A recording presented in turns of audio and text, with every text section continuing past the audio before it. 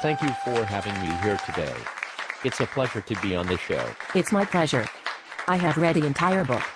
From cover to cover, tell the audience about the book. I am sure women are dying to know the details.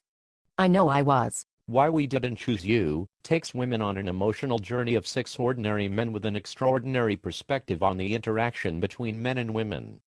Reading this will hopefully help single and married women better understand the complexities of relationships.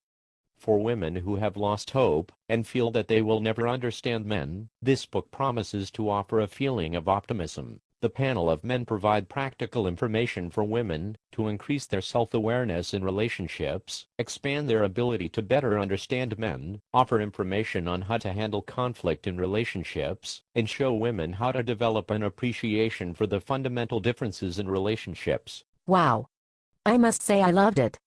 How did the book come about? One morning while driving to the gym, I was venting to one of my best friends. I told him that I had been frustrated with my inability to find a companion. In his jovial, good-humored tone, he said, "You are way too picky." I told him I'm not too picky, I just refuse to settle. The exchange of dialogue during our conversation led to the idea to formulate this book. I must say that this book is a page-turner. It has information that I was aware of, but it has never been presented in such a manner. Very seldom do you get men to write about their emotions. It was powerful to hear the men talk about relationships. Who are these men? The book contains the stories of 6 men: Drew, Javier, Isaac, Brian, Blake, and Hunter. To begin the process of putting this book together, I recruited men of all races, ages, social backgrounds, educational backgrounds, and relationship backgrounds. I soon realized from the initial discussion sessions with the men, they all had the same common issues with women. Despite differences in their demographics, all the men had a combination of fond, disparaging, and lasting memories of the women they didn't choose. How did you come up with the questions? Also, the responses had a lot of substance. I initially thought I was going to view a book that bashed women. Instead, I was pleasantly surprised. The recommendations at the end of each chapter were helpful. At least they were for me. I would like to thank the women that offered questions for the book.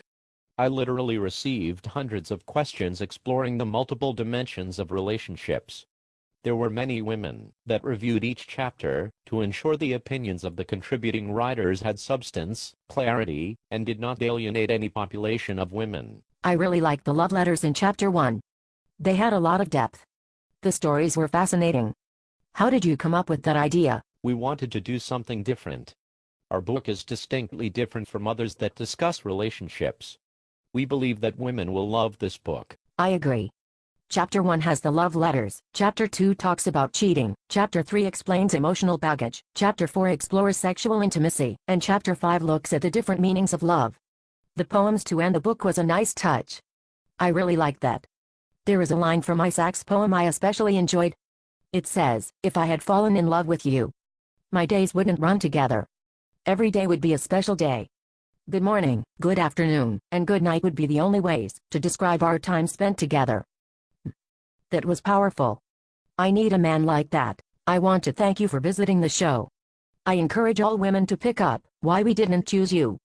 Women can go to zlpublishing.com to purchase the book. It was my pleasure. Thank you for having me, and thank all the women that have supported the book.